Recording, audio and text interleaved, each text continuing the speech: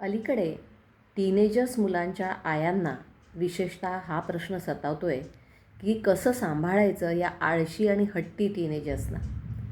या मुलांना जर आपण असं म्हटलं की पांघरुणाची घडी करून ठेव, तर ते चक्क असं म्हणतात की कशाला घडी करायची, विस्कटायची नंतर, त्यापेक्षा पुन्हा जेव्हा येऊ तेव्हा ओढून घेऊ अंगावरती. जीन्सच्या पॅन्टची घडी करून ठेव म्हटलं तर पुन्हा त्याच्या 2 पाय घालायचेच आहेत, कशाला हवी आहे घडी. असं म्हणणाऱ्या आळशी आणि हट्टी टीनेजर्सना कसं डील करायचं, अलीकडे हा एक मोठा शब्द आला आहे की हे एक प्रकारचं डीलिंग आहे. त्यामुळे बऱ्याच पालकांची आजकाल काउन्सिलिंगला घेऊन येतात ज्या मुलांना, त्यांच्याबाबत अशी तक्रार असते की ही टीनेजर मुलं किंवा आमची मुलं अलीकडे फार आळशी झाली आहेत. पूर्ण वेळ मोबाईलवर घालवतात, मित्रांमध्येच राहतात, घरातली कामं त्यांना करायलाच नको असतात, कसलीही जबाबदारी घ्यायची नसते. आणि खरोखर ही परिस्थिती आहे. पण मुलांच्या वागण्यामागे खरंच काही कारण आहे का, ते जरा समजून घेऊया. मुलं ना, अलीकडे शाळेचा जो कालखंड आहे तो एवढा मोठा आहे, तसंच इतर उपक्रम असतात, तुम्ही लावलेले क्लासेस असतात, स्पोर्ट्सचं कोचिंग असतं, यामुळे खरोखर मुलं थकून जातात. त्यांच्या मेंदूचा अजून पूर्णपणे विकास झालेला नसल्यामुळे त्यांना टाईम मॅनेजमेंट जमत नाही, एखाद्या गोष्टीवर कॉन्सन्ट्रेशन करायला, लक्ष द्यायला जमत नाही, डिसिजन मेकिंग करण्यामध्ये ते गडबड करतात, गोंधळतात.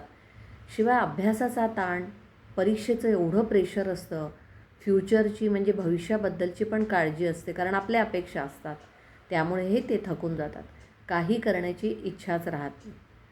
सगळ्यात मेन म्हणजे मोबाईल आणि सोशल मीडियामुळे त्यांची झोप पूर्ण होत नाही, मग एनर्जी राहत नाही, खूप थकवा वाटतो, उत्साह राहत नाही, चिडचिड होते. शिवाय प्युबर्टीमुळे शरीरामध्ये आणि मनामध्ये खूप मोठे बदल होत असतात. मित्रांचा प्रभाव या काळात फार मोठा असतो, मित्र जे करतात तेच करायचं अशी मुलांची प्रवृत्ती असते. कधीकधी तर हा आळशीपणा नसतोच, आपल्याला वाटतं की आळशीपणा आहे, पण ती अँक्झायटी म्हणजे चिंता असू शकते, डिप्रेशन म्हणजे नैराश्य असू शकतं, किंवा इतर मानसिक समस्या असू शकतात, मेंटल प्रॉब्लेमचा हा अलार्म असू शकतो. जर मुलांच्या वागण्यात अचानक बदल झाला, म्हणजे खूप ॲक्टिव्ह असलेली मुलं अचानकपणे शांत झाली, तर मात्र समुपदेशन किंवा तज्ज्ञांचा सल्ला घेणं आवश्यक असतं. आता अशा वेळेला नेमकं पालकांनी करायचं काय? तर मुलं स्वतः सोफ्यावर बसतात आणि तुम्हाला ऑर्डर करतात की इथे आणून दे खायला. अशा वेळेला आपल्या मनात येतं, मी काय नोकर आहे का तुझी, ऑर्डर कसली सोडतोस. पण प्रत्यक्षात आपल्याला काय म्हणायचं आहे की मी सध्या बिझी आहे, तू तुझ्या हाताने वाढून घे आणि खा, तू हे करू शकतोस नक्कीच. मुलं जेव्हा तुमचं बोलणं ऐकत नाहीत, मनातून काय वाटतं, अरे मी बोलते, तू ऐकत का नाहीस. पण प्रत्यक्षात स्पष्टपणे सांगायचं आहे, फोन बाजूला ठेव आणि माझं ऐक, नाहीतर पुढच्या वेळेला तुम्ही त्याच्या बोलण्याकडे चक्क दुर्लक्ष करा. तिसरंही आपण एक प्रसंग बघूया की रूम साफ करत नाहीत मुलं. असा राग येतो ना, असं वाटतं म्हणावं की सगळं उचलून फेकून देईन.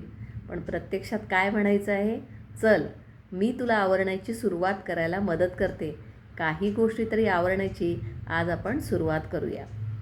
मुलं घरामध्ये पसारा करून झोपतात, मनात येतं असं की उठवावं यांना आणि दाखवावा तो पसारा. प्रत्यक्षामध्ये स्पष्ट बोला की जोपर्यंत पसारा आवरला जात नाही, घराच्या बाहेर जाता येणार नाही. मुलं दिवसभर रूममध्ये बसून राहतात, मनातून वाटतं काय मजा आहे यांची. प्रत्यक्षात काय म्हणाल, आराम कर, पण दिवसभर मोबाईलवर राहू नकोस, काहीतरी वेगळं कर, आणि जर सुचत नसेल तर पहिले लिस्ट तयार कर, त्याप्रमाणे लिस्ट करून कृती कर. मुलं अभ्यास करत नाही, आपल्या मनात येतं की अरे खरं म्हणजे अभ्यास करणं एवढं एकच काम आहे तुला, तेही होत नाही तुझ्याच्याने. पण प्रत्यक्षात काय म्हणायचं आहे, एखादा विषय कठीण जातो आहे का तुला, मदत हवी आहे का माझी किंवा इतरांची. पालकांनो, मुलांचं हे जे वागणं आहे ना, हे तात्पुरतं आहे, त्यांची ही जी अवस्था आहे ही तात्पुरती आहे. तेव्हा आपल्यालाच थोडं संयमाने घ्यायला हवं आहे, समजून घ्यायला हवं आहे, संवाद करायला हवा आहे.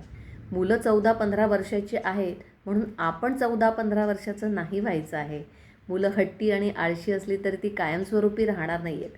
शिस्त लावायचीच आहेत, नियम लावायचेच आहेत, फक्त थोडंसं बोलताना डिप्लोमॅटिकली बोलायचं आहे, म्हणजे चांगलं डील करता येईल. धन्यवाद.